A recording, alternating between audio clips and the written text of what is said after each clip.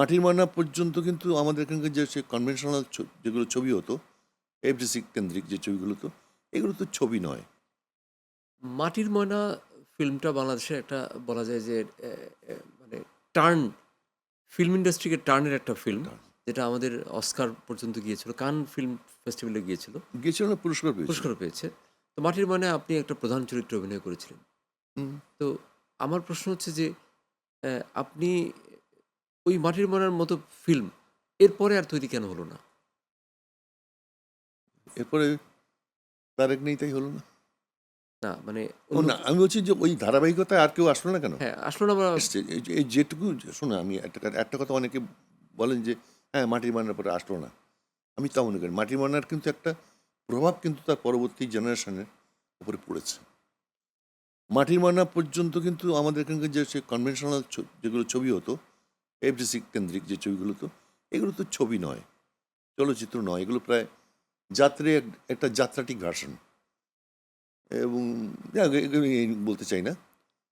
তার মানে আগে তাহলে কি ফিল্ম তার এই মুহূর্তে যে ফিল্ম, হ্যাঁ, এই মুহূর্তের ফিল্ম নিয়ে কি আপনি তাহলে আশাবাদী না? হ্যাঁ, আশাবাদী, আশাবাদী। এফডিসির ফিল্মগুলো নিয়ে কি আপনি না, আশাবাদী না? আর আশাবাদী না। নাটকগুলোর অবস্থা কি? এখন যে আমাদের নাটক তৈরি হচ্ছে, আমি প্রথম হচ্ছে যে মসিউদ্দিন শাকের আর ইয়ে সূর্য দিগল বাড়ি, সূর্য দিগল বাড়ি যেটা, হুম, সেটা কিন্তু আমাদের একটা টার্নিং টার্নিং পয়েন্ট, পয়েন্ট, একটা টার্নিং পয়েন্ট। তার আগের টার্নিং পয়েন্ট হচ্ছে জহির রায়হানের জীবন থেকে নেয়া, না, স্টপ জীবন জেনোসাইড। থেকে স্টপ জেনোসাইড। স্টপ জেনোসাইড হচ্ছে জহির রায়হানের একটা প্রথম টার্নিং পয়েন্ট, যদি ছবি বলতে হয়, আন্তর্জাতিক মানের ছবি বলতে হয়। তারপরে হচ্ছে সূর্য দিগল বাড়ি। সূর্য দিগল বাড়ির মধ্যে যেটুকু ঘাটতি ছিল সেটা মাটির ময়না পূরণ করেছে। মাটির ময়না প্রথম টোটাল ফিল্ম বলতে পারো, টোটাল ফিল্ম। এবং এর প্রভাব কিন্তু পরবর্তীকালে আরও দুটো ছবি করেছে, রানওয়ে এবং ইয়ে অন্তর্যাত্রা। সে দুটো খুব ভালো মানের ছবি। তৃতীয় যে ছবিটা করার কথা ছিল সেটা হচ্ছে কাগজের, কাগজের ফুল। এটা তো হয়ে যেত, ওই যে ক্যাথরিন যদি মা হতে না, অনেক বয়সে মা হওয়ার সমস্ত লক্ষণ দেখা গেল, তখন এক বছর পিছিয়ে দেওয়া হলো। তারপরে ওর বাচ্চাটি জন্ম নিল, সেইটাকে আবার কয়েক মাস পরে ওরা নিয়ে আসলো, আবার শুরু হয়ে গেল। ক্যাথরিনের ওই ওই ওই যে মাতৃত্বে যদি না আসতো, তাহলে কিন্তু হয়ে যেত কাগজের ফুল। এই মুহূর্তে এবং বাংলাদেশের ইন্ডাস্ট্রির মানে আমি বলছি তারপরেও হুম, এখন কিন্তু ভালো ছবি হচ্ছে তো, অনেকে আচ্ছা, হচ্ছে, কম হচ্ছে, হুম, ভালো ছবি হচ্ছে তো অনেকে ভালো ছবি তো সবসময় কমই হয়। কম হয় হুম, না, কম হয় কিন্তু আগের যে রেশিও তার থেকে অনেক বেশি করছে কিন্তু। মানে তারেক পূর্ববর্তী সময়ে যে ভালো ছবি হয়েছে, তার থেকে তো অনেক বেশি ছবি তারেক পরবর্তীকালে হচ্ছে, হচ্ছে তো, অনেকগুলো হচ্ছে। কিন্তু আমরা যে একটা ভিউ ট্রেন্ডি, এই যে একটা শব্দ এখানে চালু না, হয়েছে, এটা তুমি বলতে পারো এখানে। এবং টেলিভিশন ইন্ডাস্ট্রিটা ডেভেলপ করলো না। এটা তো একটা ইন্ডাস্ট্রি, টেলিভিশন। ক্যামেরা হাতে নিয়ে বাইরে বেরিয়ে ছবি করা, আভাগারদের মতন বা ইয়ের মতন, ত্রুফো গদারের মতন, সে যুগ তো চলে গিয়েছে। এটা যাই বলুন না কেন, এটা একটা ইন্ডাস্ট্রি, এটা শিল্প প্রতিষ্ঠান। এই শিল্প প্রতিষ্ঠানে বিনিয়োগ লাগবে, এবং যথেষ্ট বিনিয়োগ লাগবে, এবং তার আউটপুটও লাগবে। এখানে তারেকের পরে অনেক কষ্ট সৃষ্টি হতো, অনেক ভালো ভালো ছবি হয়েছে। তারেক মারা গেছে কত বছর? 15-16 বছর। আরো বেশি হবে আর মনে হয়। হ্যাঁ, পরে 15-16 বছর হবে। 15-16 বছর অনেক ভালো ভালো ছবি হয়েছে, কিন্তু কিন্তু এগুলো ইন্ডাস্ট্রিয়াল প্রোডাক্ট না। হ্যাঁ, আমি মানে এটা টাকা যদি বাইরের থেকে এসছে টাকা। টাকা যদি আমার কথা কি, যদি একটা ফিল্ম আমি এখানে ১ কোটি টাকা, ১.৫ কোটি টাকা, ২ কোটি টাকা আমি ইনভেস্ট করলাম, ভালো একটা সিনেমা বানালাম।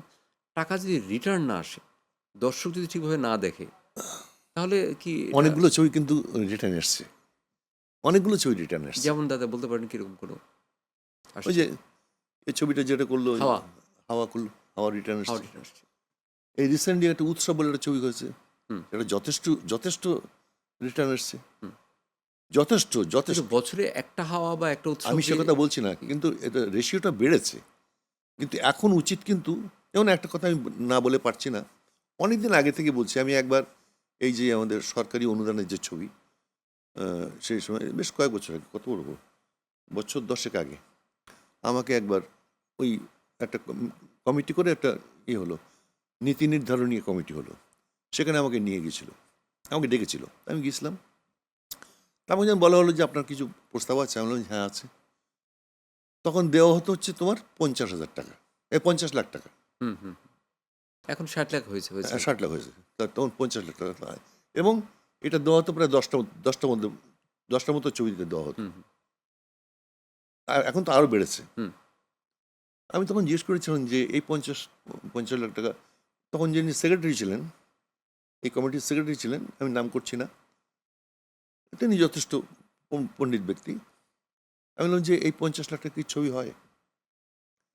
এই কেন আপনারা এতদিন ধরে যে অনুদানের ছবি টাকা দিচ্ছেন, কিন্তু এর অধিকাংশ ছবি কেন হচ্ছে না? তারা ফেল করছে, তারা পালিয়ে বেড়াচ্ছে, কেউ মামলার ভয় ঘুরছে, ছবি হচ্ছেই না। ধরো প্রায় 80 ভাগ ছবি হয়নি, কিন্তু 20 ভাগ ছবি হয়েছে কোনো রকমে গোঁজামিল দিয়ে। সেটাও ফিল্মের মানগত গুণগত অনেক ত্রুটি থাকার পরে আর কি। আমি সে কথা বলছি না, কেন হচ্ছে এটা?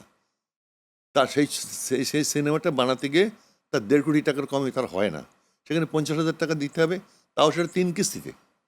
3 কিস্তিতে যে প্রথম একটা কিস্তি দেওয়া হবে, তারপর সে ছবি ওনারা আমলারা দেখবেন, তারপরে অনুমতি দেবেন, তারপরে দ্বিতীয় কিস্তি আবার কত পার্সেন্ট দেখবেন, তারপর তৃতীয় কিস্তি হবে। ছবি একদম শেষ হয়ে এডিট করার পর ফাইনালি দেখা হবে, তাদের মনোপুত হলে দেবেন আর না দেবেন।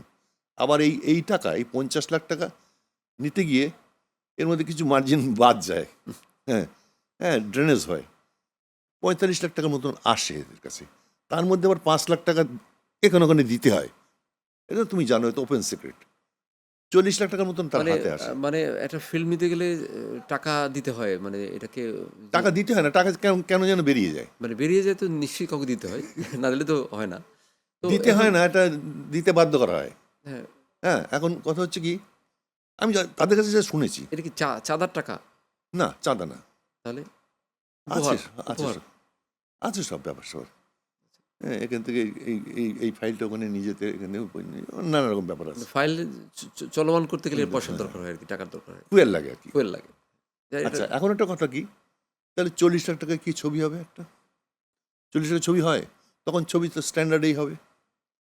আচ্ছা, আরেকটা কথা, এখানে মোট আমাদের বাংলাদেশে মোট সিনেমা হলের সংখ্যা ছিল প্রায় 400 কাছাকাছি, 400 কাছাকাছি। এখন 50-এর নিচে নেমে আসছে। 50-এর নিচে, সেগুলো খুব দুরবস্থা। যে আগেকার দিনের সব যন্ত্রপাতি, সেই সময়কার যে তোমার প্রজেকশন সিস্টেম, এখন তো সেগুলো নেই, ডিজিটাল। এখানে কয়টা সিনেমা হল আছে বলো? কয়টা সিনেমা হল আছে? 50টাও নেই। এখন যেখানে সিঙ্গেল স্ক্রিন তো আসলে নাই, সিঙ্গেল স্ক্রিন তো দেখা যায় না। দেখা যায় না। না, একটা কথা হচ্ছে তোমার সেইগুলো সব ভেঙে টেঙে কোনোটা মার্কেট হচ্ছে, কি করবে তারা? এইগুলো বহন করতে পারছে না তো। এক একটা গ্রুপের তিনটে চারটে করে মানে এটা লস, সম্পূর্ণ লস প্রজেক্ট। সম্পূর্ণ লস। তুমি দেখো না, গুলিস্তান নাচ একদম বন্ধ,